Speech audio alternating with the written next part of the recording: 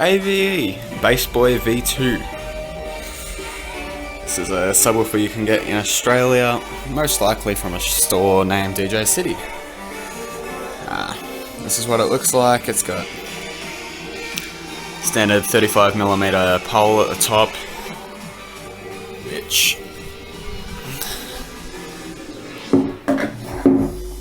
has a bit of give to it. It could just be the sub rocking. No, it does have a little bit of give to it. Oh, that is a fact because I've gigged with these many times. There is a slight rock. I have a little, I don't know what it's called, but I wedge a little something in there and it stops that from happening, which is fine. I'm just gonna talk as I look at it. It's just got it up on this so it's at my level, and so it's just easier to show. Handles. There's a lot of grip there, especially due to the shape. It pretty much just molds to your hand when you pick it up. It's absolutely great. These things are really lightweight at 26 kilos. It's got AVE. See, you can see it. It's actually imprinted into the wood. That looks really, really cool. On top, you got 2 bolts at the top, 2 bolts at the bottom for the grill. I'll talk about the grill in a second. On the other side, AVE again with the handles. On the back, where the magic, all the power is made. As you can see, there is the standard IEC input, 240 volts, 50 hertz, 300 watts of Class D power. I'm just going to sit on the floor so we can actually see this. See Bassboy 2 AVE, even though the original of these was actually called the Bad Boy 1. The AVE Bad Boy, I think they were called. My dad's band has 6 of them, and it is beyond ridiculous. They have a lot more punch than the newer ones do. Well, I shouldn't say a lot more. They have a bit more kick to them. So, kick drums you're gonna feel a lot more. But for the sort of music I'm playing right now, like that, expect to get better results out of this because this can play lower and plays a lot louder at those lower frequencies. So you got here, you have a clip light which clips slightly before actual clipping, so you can stay well out of that clipping zone. A really bright blue power light. Let's see, my other one here is on. You can see how bright blue that thing is. Right beside that is the crossover from 60 hertz to 150 hertz. I normally just leave it dead up. That does it, what, roughly 105 hertz should do directly up. Volume I just leave directly up again. Big, nice power switch. Really nice power switch.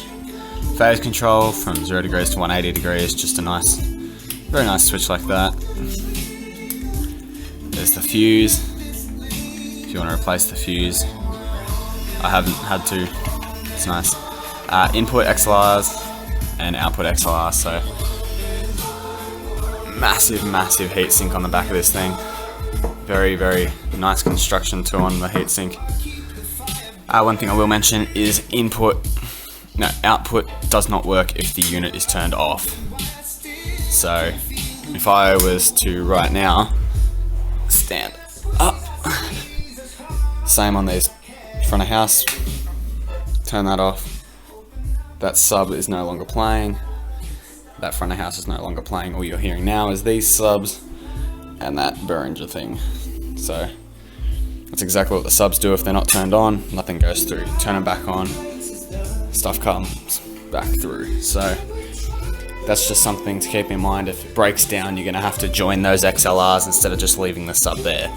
So that could be quite annoying. But the grill, as I said, there's a slight issue with the grill.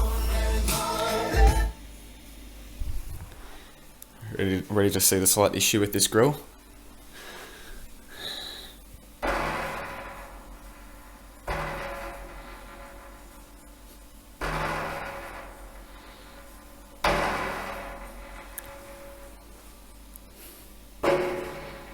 That's a light tap. If you give that any harder of a tap, or when it's playing, it just... Now this is the worst of the two. The other one I have isn't as bad. So what I'm going to do in this video, since it is a review of the subwoofer, is I'm actually going to pull the grill off, show you the driver, maybe even pull the driver out to show you internally in the box so you get absolutely every bit of knowledge you possibly need about this sub. For $900 on DJ City, I would say it's definitely worth it. It was, in my opinion, even those LD systems, if you buy it from DJ City and you go into the shop, that LD system's 18, that's like $2,900. Yes, that was a lot louder and it had a lot more kick. This, in my opinion, sounded nicer. Sounded way better. This has very, all the AVE stuff's the same, as a very warm sound and a very nice sound. Compared to the other brands, which are more just SBL based, this is somewhat of a mixture. So I'm going to try and remove this grill now. On the bottom, I believe there are feet. Let's see if I can flip it up with one hand, because, you know, this thing is only 26 kilos. Okay, so there are just standard, very rubbery feet on the bottom. Nothing on the bottom. At least it's painted on the bottom. That's a nice... I know a lot of brands don't paint on the bottom. And I know I don't paint the bottom of my boxes because I'm too lazy to do that. It's reasonably hollow sounding, even though it is fairly well braced internally. Anyway, I'm going to remove these bolts and have a look inside. What you see in my hand now is in my huge hands, by the way, so these bolts are actually very big. Is the bolts holding the grill on. So this grill comes off now. So it's funny how the sound goes away now. So I'm just going to put these here. And let's have the reveal of the front of the driver. I know as a fact these aren't rippled paper surrounds, they're high rolls like those subs. See, that grill feels like extremely high quality. That feels sturdy as anything. Like, I don't know where the vibration comes from, but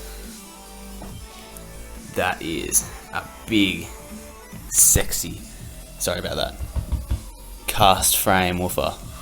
That is one sexy ass driver. Very soft foam surrounds. So maybe, hopefully these don't foam rot. I don't imagine these would be the sort of driver that would foam rot. Very nice. That thickness of that wood there is... How thick is that wood? Jeez, that would have to be 2 bits of 9-ply, so probably 18-ply wood there. Jesus. Just clean this up a bit while it's open, may as well. So six, I don't know where I got 6 from. 4 ports. I'd say 5 inches by 5 inches by 4 inches in each corner. It's a very nice driver. Cast basket, as you can tell by that. Oh, look how nice and thick that is. Cast aluminium. Nice foam gaskets. Foam surround, I don't know how that would go durability wise. It feels very nice, although it feels extremely, if you can watch this, extremely soft. I'll show you what happens if I put the same pressure onto these surrounds over here. If I could pull focus. So okay, that's a lot of force doing that. That just, you could drop like a 10-cent piece on it and it would just in. That could just be to do with how punchy that dust cap is huge, right? So here is a fairly large dust cap on a subwoofer compared to my hand, right? I can just about fit my hand over it. That is like, that's huge. I have, my hands from top to bottom are 8 inches. Look at that. That is a huge dust cap. Right, time to put this on so you can see some excursion. So here is some excursion right before full volume. My camera has a very good microphone.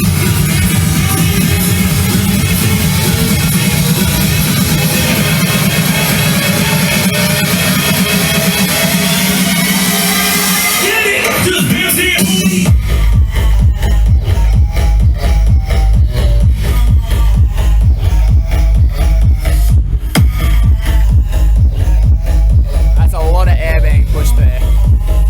A lot of air. Wow.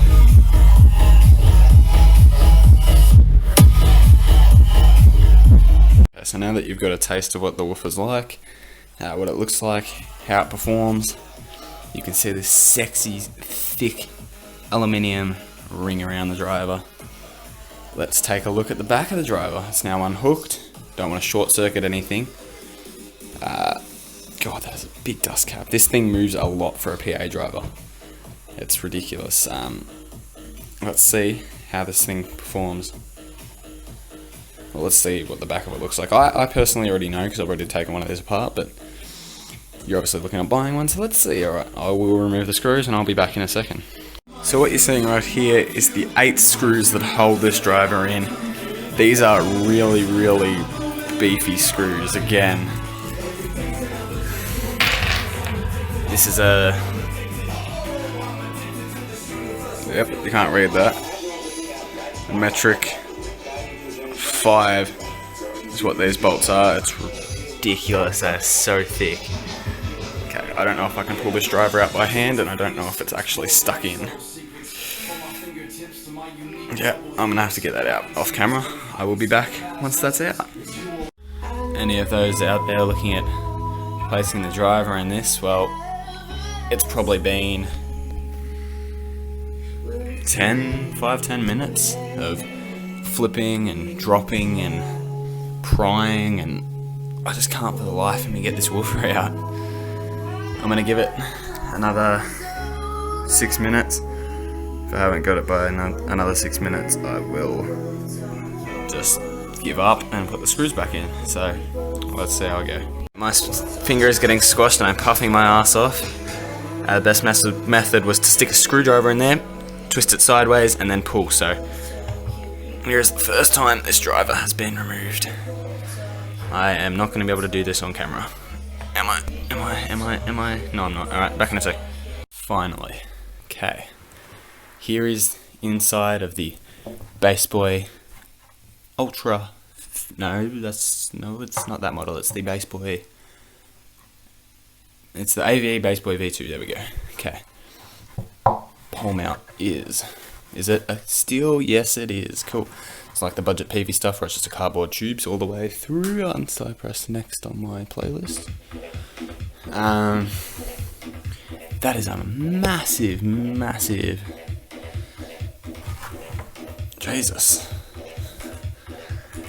Nice caps in there. I wish I could get some light in here, which I can't. Nice solid piece of wood down there. Not that much bracing, but really it's just adding to the extremely lightweight, which you don't really want. I can't really see anything interesting to talk about. It's just a wooden box. There's an extra piece of wood here for baffle, for the amp to screw in, because obviously it's recessed. Is it warm? No, it's not. The wires are removable from the woofer, as you can tell. They've obviously had a bit of solder put onto the tip of them. If it would bloody focus. Doesn't matter, had a bit of solder put on the tip. And here's what everyone wants to see. Imagine if I just didn't turn it upside down. That would get me a lot of hate. Anyway, let's have a look at this bad boy.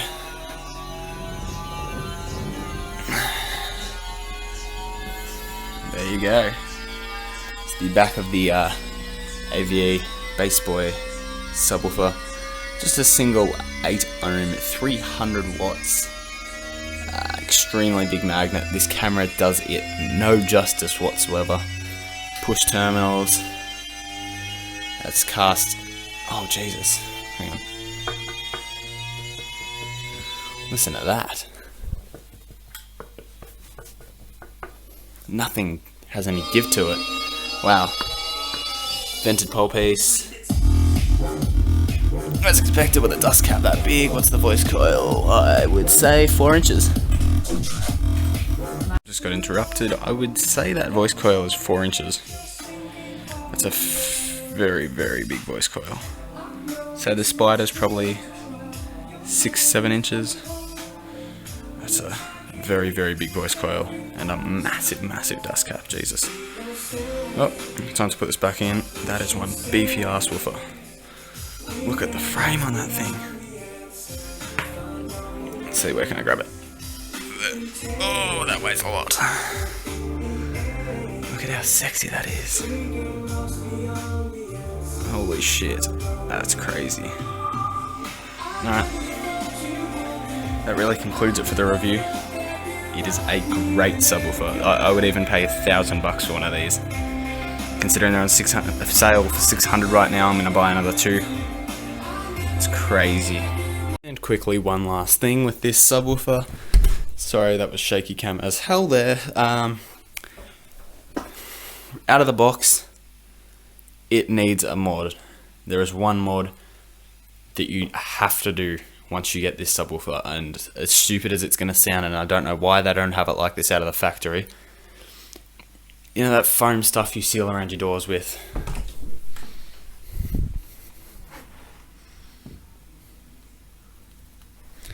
That stuff. You want to get some really, really thin amount of that on this grill. Down these sides here, you can probably tell. Yep, you can see it. There's foam under there. This bit here, see where it bends, you can see that slight mark there and a slight mark there. That's where the grill comes down and goes onto the wood where these bolts go in. That is just direct metal onto the wood surface. So if I was to give it a rate from good grill being a 10, like kicking like a grill that sounds like when you kick it, like absolutely just like you're kicking nothing, like you're kicking a brick wall. This was probably a 3 out of 10.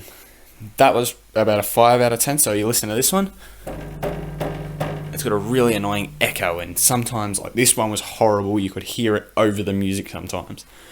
Now with this mod where I've just put some of that door sealing stuff across here and across the top,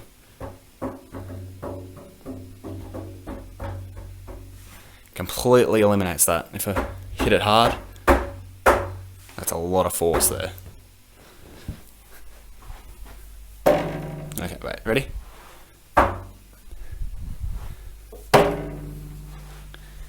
Yeah, that is a mod you need to do. I'm sorry, these subs aren't perfect out of the box.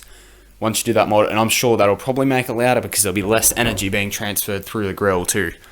Obviously that would be like 0.00001% of a dB louder, but that just, that absolutely, it makes it sound stronger too. Like you'd rather have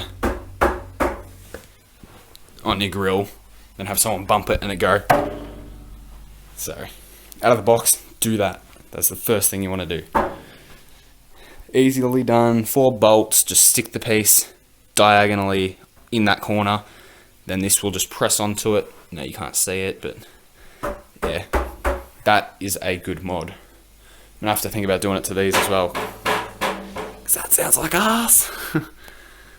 Although these grills are the biggest pain in the ass to get on and off, but these ones don't have that much power going through them, so that's probably not necessary. Anyway, do that. These subs are great. I love them. So I love them, and I'll leave you guys later. See you, bye.